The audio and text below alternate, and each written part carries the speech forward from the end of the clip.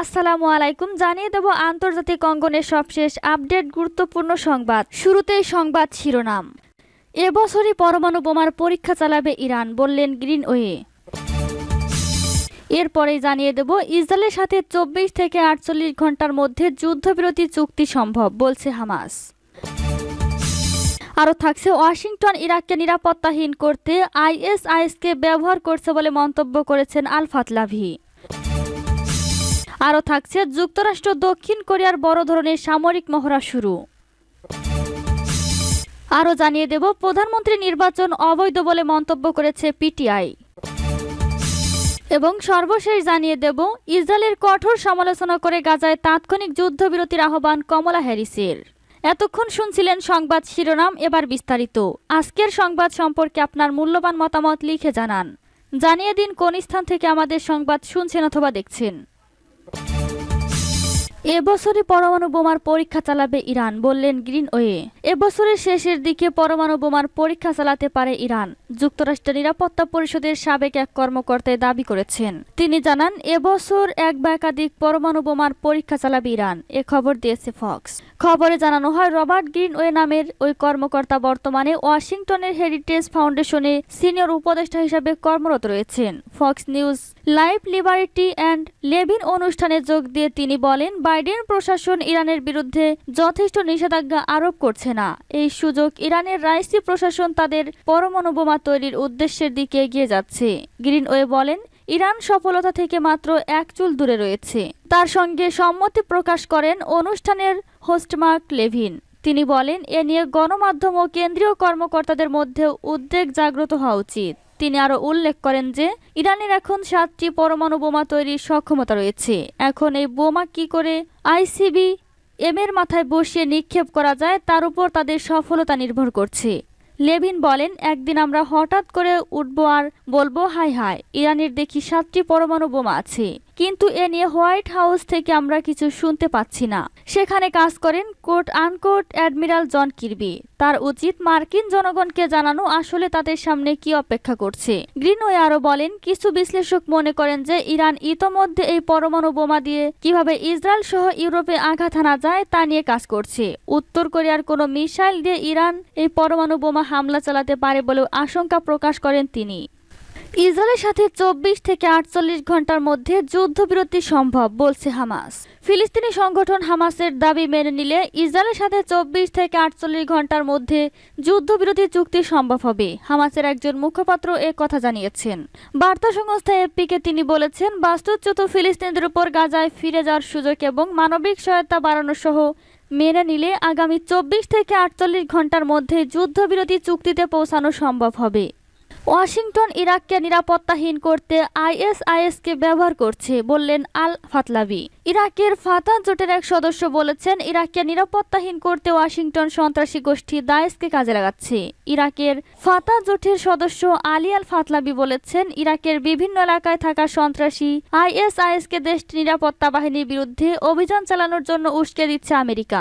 এই প্রেক্ষাপট ইরাকের রাজনীতি বিশ্লেষক কাশেম আত তামিমি বলেছেন, ইরাকের তেলের দখল নিয়েছে আমেরিকা। এই ইস্যুটিকে তারা বাগদাদের বিরুদ্ধে চাপ সৃষ্টির একটি হাতিয়ারে পরিণত করেছে। ওয়াশিংটন এখন চাচ্ছে ওই হাতিয়ারকে কাজে লাগিয়ে ইসরায়েলের স্বার্থে ইরাকে তাদের সেনাবাহিনীকে মোতায়েন রাখতে। যুক্তরাষ্ট্র দক্ষিণ কোরিয়ার বড় ধরনের সামরিক মহড়া শুরু। সব ধরনের বার্ষিক সামরিক মহড়া শুরু করেছে যুক্তরাষ্ট্র দক্ষিণ কোরিয়া। উত্তর কোরিয়ার পারমাণবিক হুমকির বিরুদ্ধে প্রস্তুতি জোরদার করতেই যৌথ এই মহড়া শুরু করেছে তারা। সোমবার মার্কিন বার্তা সংস্থা এপিএ খবর জানিয়েছে।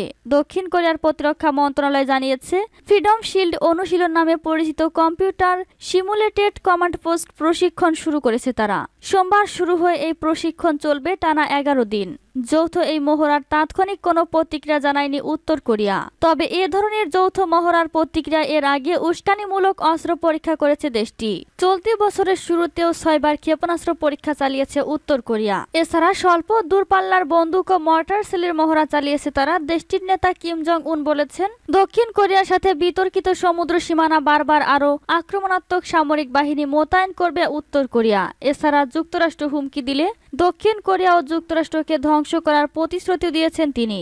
অবশ্য যুক্তরাষ্ট্র তার মন্তব্যকে স্পষ্ট হুমকি হিসাবে নিয়েছে। গত সপ্তাহে দক্ষিণ কোরিয়ার সামরিক বাহিনী জানায় এই বসন্তে মার্কিন বাহিনীর সাথে 48টি মাঠ মহড়া পরিচালনা করবে তারা, যা গত বছরের চেয়ে প্রায় দ্বিগুণ। এই মহড়ার মধ্যে গুলি, বোমাবর্ষণ, ক্ষেপণাস্ত্র, বিমান হামলাও অন্তর্ভুক্ত। নভেম্বরে মার্কিন প্রেসিডেন্ট নির্বাচন ও এপ্রিলে দক্ষিণ কোরিয়ার পার্লামেন্ট নির্বাচনের আগে উত্তর কোরিয়ার সাম্প্রতিক কর্মকাণ্ড উদ্বেগ বাড়িয়েছে।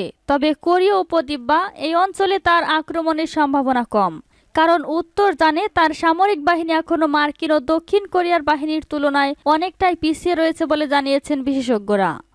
প্রধানমন্ত্রী নির্বাচন অবৈধ বলে মন্তব্য করেছে পিটিআই।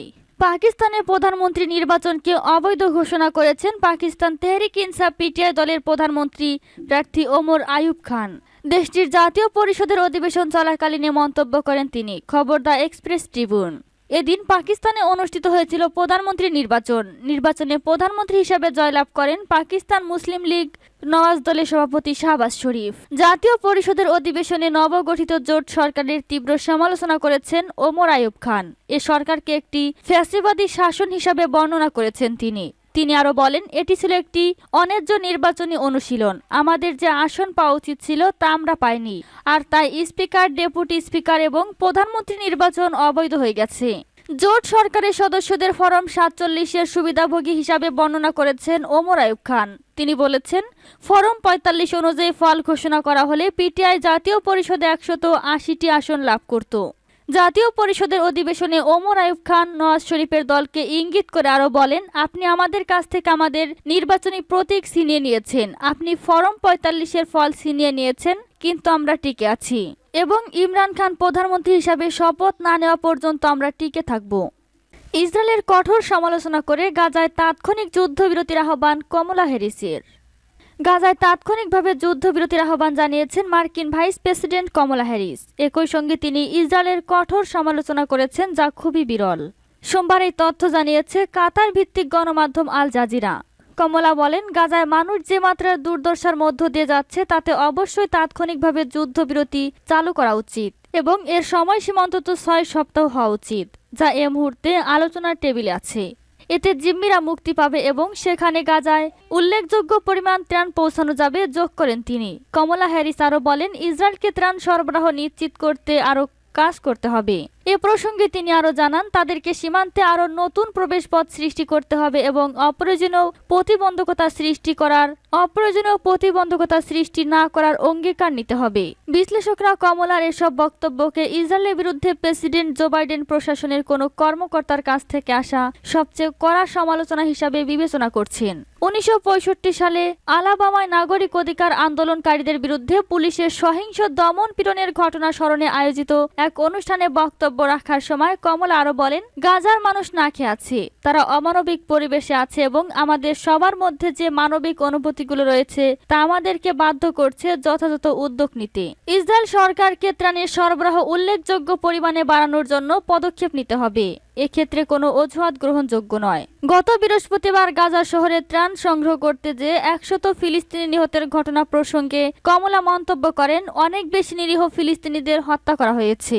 এই ভয়াবহ ও মর্মান্তিক ঘটনায় নিহতদের জন্য আমাদের হৃদয় রক্তক্ষরণ হচ্ছে, যোগ করেন তিনি। কমলা হ্যারিস আরও জানান, হামাসের উচিত হবে যুদ্ধবিরতির খসড়া চুক্তির শর্তগুলো মেনে নেওয়া। মার্কিন কর্মকর্তারা ইতোমধ্যে জানিয়েছেন ইসরায়েল এই চুক্তির বেশিরভাগ শর্তে রাজি হয়েছে।